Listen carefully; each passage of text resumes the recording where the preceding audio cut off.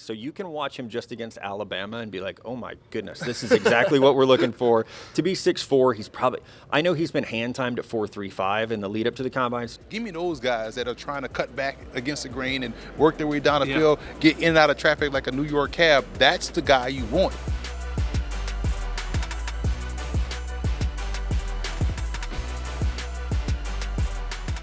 Hey, everyone, and welcome back to the Buffalo Plus YouTube channel. Dan Fates here, back in the Buffalo Plus podcast studio, back from Indy here, Friday morning at the time of this taping. Great time in Indy at the NFL Combine, one of my favorite things to go to. Mike and I think did a really good job with the coverage, and we will continue to provide content and coverage even though we're back from Indy. But we survived a scooter accident, barely. We ate well at St. Elmo's for a steakhouse. As well as, again, if you haven't seen any of the content, go back and check it out on the channel. One-on-one with Sean McDermott, one-on-one with Brandon Beane. I went one-on-one with Chris Sims and the Bills championship window. What he had to say about Josh Allen. I thought interesting take on Gabe Davis, as well as the perspective of where this team is in comparison to the Chiefs and as well as the rest of the league. So if you haven't seen that already, we appreciate it. Now be sure to, before we get started, because I got 2 more great interviews and the content will keep coming, please be sure to like, comment, and subscribe. We are 13 at the time of this taping on Friday morning, 13 subscribers away from 30,000 subscribers. You could be the one. Be the one. Look at us. 30,000 subscribers. It'd be awesome. Again, great time at the NFL Combine. Tons of stuff that we got into and covered. And as the time, wide receivers are talking to the media. They're doing their media availability at the podium. They had some this morning right before I taped this. So we got to know a little bit more information about who talked to the Bills. We'll get to that. They work out on Saturday on the field. And then there's also just the fact of we're going to sit down with ESPN's Matt Miller, their NFL lead draft analyst, really smart guy, great perspective on the first 2 rounds because there seems to be a shelf or a tier like there is. And guess what? This is a deep draft class. That's nothing shocking. But there's a top tier guys, 3 to 4 guys that are unanimously expected to be off the board before the Bills draft at 28. Now, again, that's if you're thinking the Bills staying at 28, because we know that Brandon Beane's affinity to move up. But the wide receivers that are expected to be off the boards, like Malik Neighbors, the Bills didn't even meet with him because he's expected to be 1A or 1B with Marvin Harrison Jr. Rona Dunzier is expected to be off the board. And then Brian Thomas out of LSU, also probably gone. But then you're looking at some of the other guys. And so we know a little bit more this morning. We'll get into that. But I also talked to, and I want to make sure I mention this at the beginning of the video, Emory Hunt of F Ball Game Plan. Just a really smart dude. He also works for CBS Sports HQ. Really good perspective on the former Division I football player, but the whole perspective of the league and this draft specifically and what the Bills could need. And he gives you a couple guys that are going to make you a whole lot smarter when you talk to your friends later. I promise you. He's got some sleepers for us from schools I don't think you knew had football teams. So I will say that. So that's great. And we know a little bit, again, I think it's interesting the perspective of not falling in love with times and measurables at this underwear Olympics, let's say. We talked about Brandon Beane, Sean McDermott. It's about the fit. It's about the scheme, and it's about the personality, and all of those have to mesh to find a prospect. They talked about what they saw in Josh Allen. It was pretty much that his DNA matched with what they wanted to build in Buffalo. So if you see a guy maybe that runs fast and you fall in love with him, like maybe he's not a fit. And maybe that's scheme-wise, maybe that's personality-wise, maybe that's one thing or another. But I got to give a shout-out to my boy, Brother Bill. He did this too, so this works well. But I told him I saw this tweet on Friday morning and thought it was so great. It talked about how somebody tweeted that Keon Coleman says Josh Allen has the strongest arm in the league and, quote, he needs somebody who can go get it. Brother Bill, diehard Bills fan, as many of you know, said combine is so hard because every time anyone runs fast or says something cool, I want to marry them immediately. That is well said. Brother Bill's a smart guy. And that's what happens here. This is the underwear Olympics. We fall in love with, holy cow, did you see what that guy measured at? Did you see how that fast that guy ran? All of those things. So perspective, and I want to say, don't fall in love with the numbers, because Brandon Beane was talking about how he knows guys that run 4.5 but play at more 4.3. or run a 4-3 but play it more 4-6 because they're thinking and they're not as able to run as fast because they're reading defenses and they're not as good as that. And you have big wide receivers. He said that play small and small wide receivers that can play big. So all those things, keep it into perspective. But I will say we did learn some more information about that. Troy Franklin met with the Bills this weekend. I know he's a guy that a lot of people like. I think he's my favorite in the first round. If the Bills stay at 28, I think I'm most excited about Troy Franklin out of Oregon. Keon Coleman, like I just mentioned, out of Florida State, has met with the Bills. So has Adonai Mitchell out of Texas and Xavier Worthy. Those are two guys you're going to hear Matt Miller talk about momentarily. Brian Thomas met with the Bills. Xavier Legette met with the Bills. Ladd McConkey met with the Bills at the Senior Bowl. He didn't meet with them this week. Also, Roman Wilson met with the Bills. He's the slot wide receiver out of Michigan.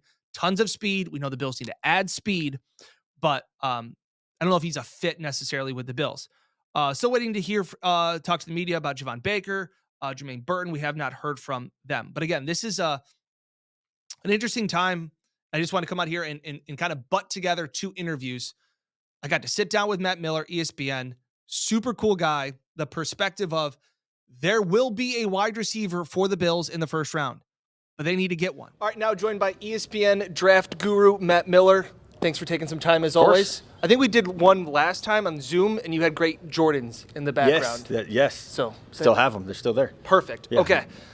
All I want to talk about is wide receivers. That's good. That's my favorite position to scout. So this perfect. Is great. Where do you see the Bills in this, if they stay at 28, which we can argue Bean may move up again, but what wide receivers do you think are going to be there available for the Bills? Yeah, unfortunately, I think we can roll out the top four guys. So we won't even say their names to get people excited about them. So I think you're looking at, he's gone. Sorry. I think Keon Coleman, Florida State. Okay. The two kids from Texas, Adonai Mitchell, Xavier Worthy are there. Troy Franklin is there. Ladd McConkey from Georgia is there. There's going to be good players on the board, especially guys that can be that really good running mate to what you have in Stephon Diggs. As defenses have adjusted to more split safeties, we've talked about the lack of explosive plays. Defenses are taking that away. So Sean McDermott has talked a lot about you need to be able to have a 5-yard pass go for 25 yards. Is there a yak guy that really stands out to you that fits well in Buffalo's scheme? Yeah, I would say go back to Texas, Adonai Mitchell. Watch some of the things he does. He from Georgia to Texas, so you can watch him just against Alabama and be like, oh my goodness, this is exactly what we're looking for. To be 6'4", I know he's been hand timed at 4.35 in the lead up to the combine, so 6'4", 4.35. He's going to run that slant that's going to turn into there he goes, which is what we're talking about. Yeah. Teams want quarterbacks who can attack the perimeter, and they want perimeter options who can win after the catch. Yeah. He certainly fits that. Is there a guy that you see that can win at multiple levels? Because Jermaine Burton, I think, is one of the guys that I think of, that guys that won intermittently, won at the line of scrimmage, and then Bama's line wasn't great, so I don't think he had a ton of opportunity to get deep. But is he another guy that you see that could fit in Buffalo's scheme? Yeah, and not at 28 is the nice thing. You can get him at more of a premium in maybe round 3 even. I think you mentioned Adunze, the other Washington wide receivers, Jalen McMillan and Jalen Polk. Polk is the one where he's big enough, physical enough to run through some of that contact on the intermediate and then give you something after the catch. I mean, they tore Texas up with some of their yards after catch ability. I think that's interesting you talk about that because I think that everybody sees deep class. So that means you can just get a wide receiver later. Right. But you're not getting the cream of the crop. And I think the situation the Bills are in, needing a number 2 wide receiver now and a number 1 soon. Yeah. Where's that cutoff where you're seeing it as, hey, this guy could be, but there's a difference, right? Gabe Davis was a nice 4th-round pick, but he's not the guy. Yeah. Do you understand what I'm saying? Is that where's that cutoff? Yeah, I think in round 1 there's 7 guys, and you feel really, really good about 7. But here's the thing. Every other NFL team knows this as well, and everyone has a need at wide receiver, it feels like. Yeah. So it's a matter of, yes, it's a deep wide receiver draft, so in your head you think we can wait till round 2, but 31 other teams know that, and it's not deep at some other core positions like defensive tackle, defensive end, safety. Those are areas where, because we're weak here, we're going to see more wide receivers go because positional value and because of how good these players are. Where else do you see, maybe somebody that fits the scheme that maybe we're not talking about, and maybe it is a day 2 guy that could fit in Buffalo if they go pass rusher, if they go defensive tackle, something like that in the first round, that you see value in day 2? Yeah, I mean, Javon Baker is one of my favorite players in the draft out of UCF. I was so I watched him on tape and I was like, oh, I really like this guy. I'm going to wait till the Senior Bowl. I watched him at the Senior Bowl and all caps, I'm writing in my notebook, like, why are you sleeping on Javon Baker? I mean, he tracks the ball so well. Beautiful red zone ability. And he has better speed than I anticipated. Watching him in person, it's like, oh, wow, there is some burst there that I maybe hadn't seen on film. So if you're going to wait till, like, let's say maybe you move up a little bit in round 3. He's the guy that you can get there, and I would be pretty excited about. Real quick, safeties, just talking about him real quickly, just because we don't know the future of what they have in Buffalo, and they haven't had to worry about it for 7 years. Where do you see a possible replacement? Because I'd argue that safety in Sean McDermott's defense is the most important position with how they built it. Yeah. Anybody there that fits in Buffalo? I love Tyler Nubin. He's like he's right on the fringe of my top 50. Yeah. So we're talking round 2, not round 1. But his playmaking ability, his football IQ, a step slow sometimes in getting there, but we cover some of that up. But how well he sees it and the playmaking ability. He had 11 picks the last 2 years, so playmaking ability is there. He's Matt Miller. He's really smart. He's going to make you sound smart now when you talk about all your friends about who the Bills should and shouldn't take. Appreciate it, as always. You're a recurring guest now on the Buffalo Plus YouTube channel. It. Let's do it. Yeah, Matt Miller's just a really smart dude. I liked his perspective, and what really stood out to me is that there's a cutoff. And I think what Matt Miller I really liked was, there's value. Yeah, it's a deep class. There's always going to be deep classes. You know, you talk to guys, talk to Brandon Beane, these guys, like, in Pop Warner football, they're not throwing the football. There's 7-on-7 camps, like all these things. I think every wide receiving class is going to be deep. That's not the issue. It's not that you can't find a wide receiver in the 5th, 6th, and 7th round. The Bills have proven that. It's about, do you get the elite guys at the top? I understand that there's, Matt Miller saying there's 7 wide receivers that he has with a first-round grade. That's great. There's a drop-off. And do you want to be the guy that gets the steady middle-of-the-road guy, or do you want to get the elite guys, the Jamar Chase? Like I said, I know Justin Jefferson went later, but those elite-level guys, I think, are difference makers. And you're going to need a guy, like we talked about in the interview, that you not only need a guy to be a number 2 this year, but possibly very soon be a number 1. And while Gabe Davis is what Gabe Davis is, and when we talked to Chris Sims earlier in the week, that there's no team in the NFL that Gabe Davis should be a number 2 wide receiver on. That he was great for where he was picked. But what the Bills need now is more than what Gabe Davis in a 4th-round wide receiver, even more than a 5th-round wide receiver can provide. I would totally be fine with 2 out of the first 3 picks for Beane in this draft to be wide receivers. Bring in more guys. He's always been a GM that has done a phenomenal job at looking ahead to what they need. That's why it's kind of confusing why the Bills are entering this offseason with only 3 defensive linemen. So that's got to be figured out. And I don't think Beane wants to get caught again in this situation, because you got Diggs.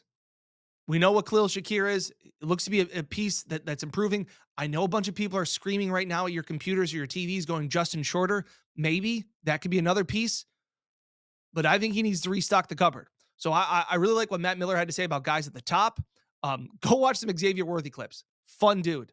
Go watch Javon Baker, another guy that I think is really fun. I like those guys. And then maybe you get some other pieces. We talked about Jermaine Burton. We talked about some of those other guys in that interview. Those are things that I'm interested in. But I like what Emory Hunt has to say about the depth. And Emory Hunt works with, he talks about it in the video, F-Ball Game Plan. Make sure to follow him. I make sure I plug all of his stuff.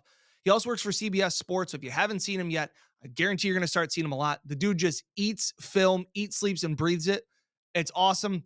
Here's Emory Hunt talking about wide receivers and the depth in this class, including a few guys that will make you sound smarter. Hey everyone, welcome back to the Buffalo Plus YouTube channel. We are going to make you a whole lot smarter about Bills wide receivers in a hurry with my new friend Emory Hunt here. Emory, first off, where can everybody find your stuff? Because you're going to go to all of his stuff after this interview. Go to youtube.com/football game plan, at FBall Game Plan on Twitter, and always pre-order that Football Game Plan draft guide, footballgameplan.com/2024 draft guide. Over 1,000 individual scouting reports, the largest draft guide in existence. We were talking just before this, and just the fact of all you do is football. That's you it. Just eat, sleep, football, crunch tape. You're the guy that when people need to understand, maybe they're just starting to get into the draft process. Where's your background from? Played University of Louisiana, home of the Raging Cajuns. Go UL. And born and raised from New Orleans. And so I coached high school ball before and started football game plan in 07. Awesome. And been doing that since then, and also started working with CBS Sports in 2018. And I also am a college football color analyst, so I call a lot of games. So I do football all year round. Yeah, and you've been talking to all the teams. You've been doing the radio row, so this is awesome. Again, if the Bills don't take a wide receiver in the first round, I'm going to be very upset. Josh Allen needs another weapon. One of the guys that I know a lot of people are talking about is Troy Franklin out of Oregon. He's special, right? 6'2", about 189. Still has room to get up to about 195, thicking out his frame a little bit, but he's explosive. He can get downfield. Yeah. He's a vertical threat, and he's a taller wide receiver that plays wide receiver, not a speed guy trying to play wide receiver. So he's a very good nuanced route runner. Yeah.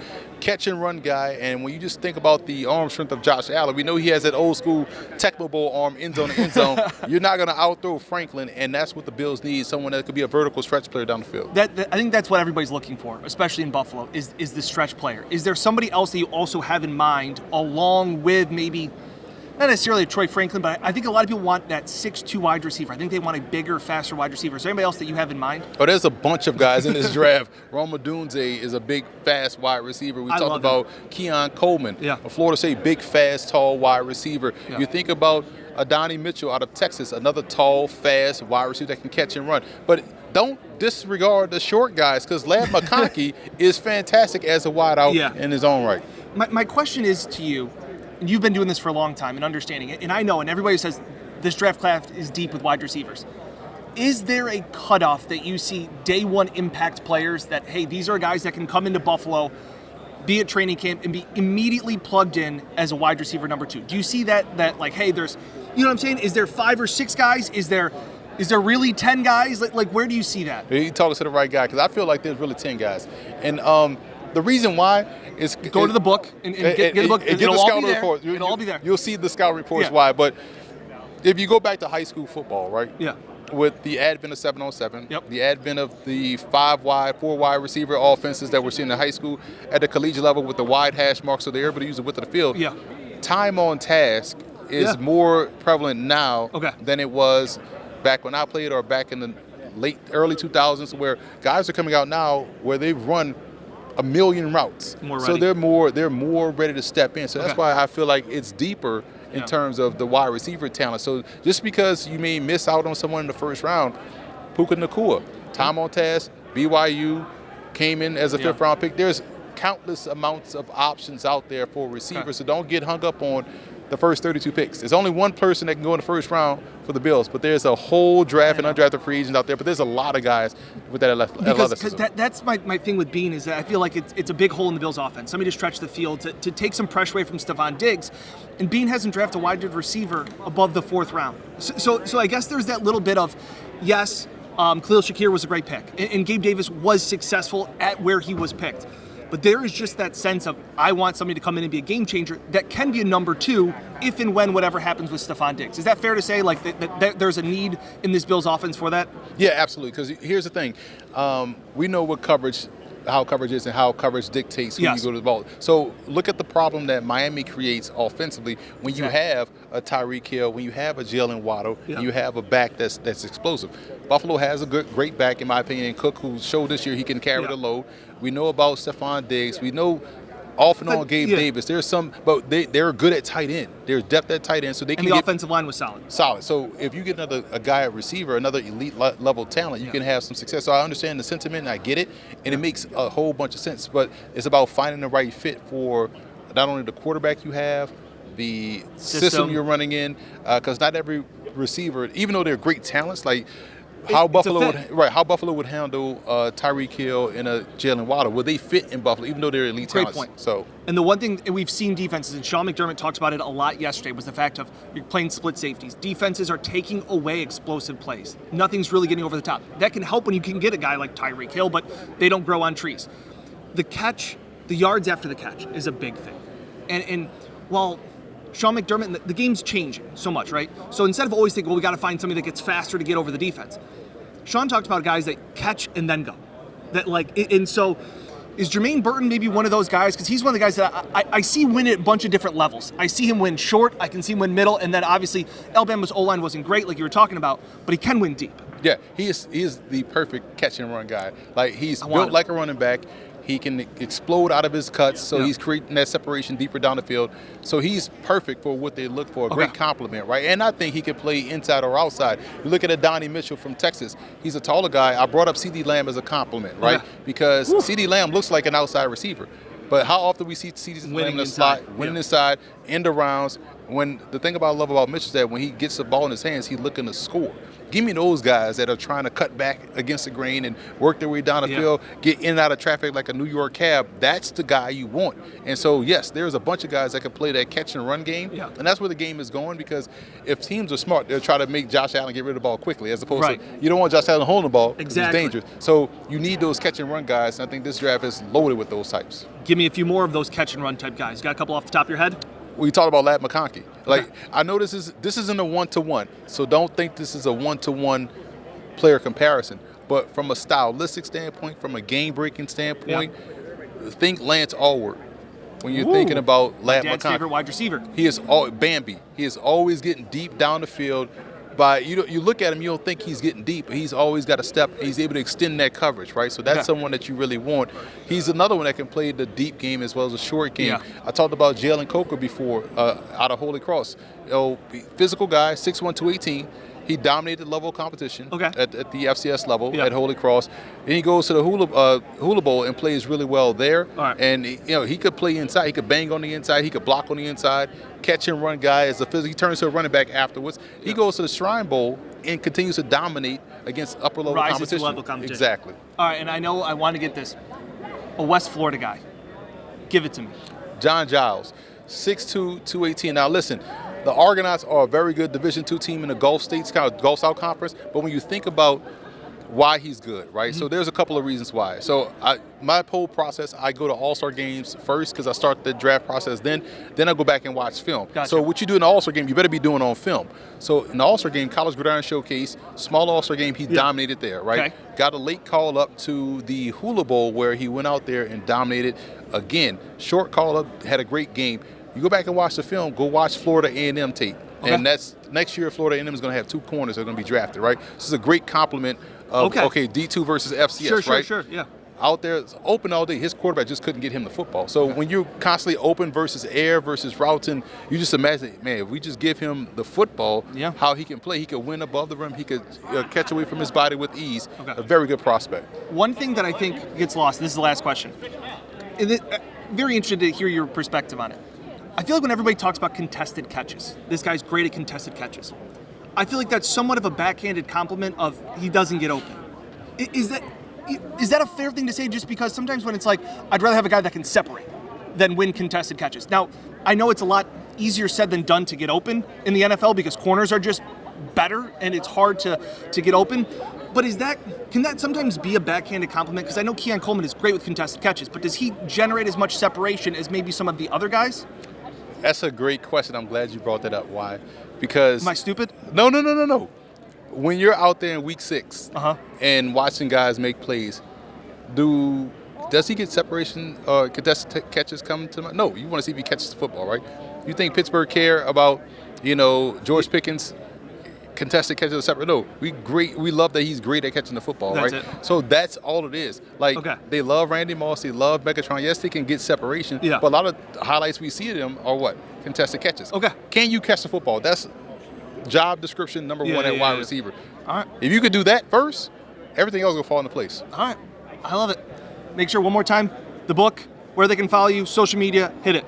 Football Game Plans 2024 Draft Guide at footballgameplan.com/2024 Draft Guide. 1,000 individual scouting reports. Twitter at FBallGamePlan, YouTube.com/FootballGamePlan. You can always catch me on CBS Sports HQ as well. That's it. Go Raging Cajuns. Go Raging Cajuns, UL all the way. Basketball season, softball season, baseball season, we're the best. You are now smarter, and now you can go impress your friends and all Bills fans about what the Bills should do in this draft. Emory Hunt, really appreciate it, man. Thanks so much. That was awesome. Yeah, so that's, again, just one of the best parts about going to the NFL Combine in Indy. I didn't know Emory Hunt before the Combine this year. Now to build that relationship, we talked to Matt Miller. That's the best part about going to the Combine. Catalana joked about it at one point that like you can't swing a dead cat and not hit somebody that knows something about one position, about the wide receivers, guys that have all this knowledge and perspective that isn't just rolling around Rochester or isn't just rolling around Buffalo that you can just meet every single week. That's the best part about going there. The relationships, the conversation that we had, not just the one-on-one with Brandon Beane and Sean McDermott, things like that, getting to see all the other GMs, talk to, hear all of them. It was just awesome. And so the conversations continue. Thanks to Emory Hunt, Matt Miller. We already talked to Chris Sims. The list goes on. And some of the people that we talked to, we couldn't grab just because of the time constraints. We will get them on by Zoom or StreamYard, anything like that. So the content will continue. Janae Coakley from SNY talks about the Jets, the drama that Deion Dawkins kind of stirred up with going on a podcast. All of those things, it's interesting. But I wanted to talk mainly about wide receivers because I don't think there's a team in the draft that doesn't need a wide receiver. And the Chiefs are right there behind them. So they need a wide receiver too. So all of that stuff, thanks again to Matt Miller. Thanks again to Emory Hunt. You are now smarter because of these interviews and watching this video. So if you can, we really appreciate it. If you're not subscribed, maybe you can be the 30,000th person that subscribes, that hits that 30K subscriber. So we appreciate it as always. Thanks again for all the coverage that you followed along through the combine. We will continue to bring it to you. The coverage is going to continue through the offseason. Free agency is just around the corner, but I need some sleep. So with that being said, one last time, thank you again. Please be sure to like, comment, and subscribe. We will catch you next time here on the Buffalo Plus YouTube channel.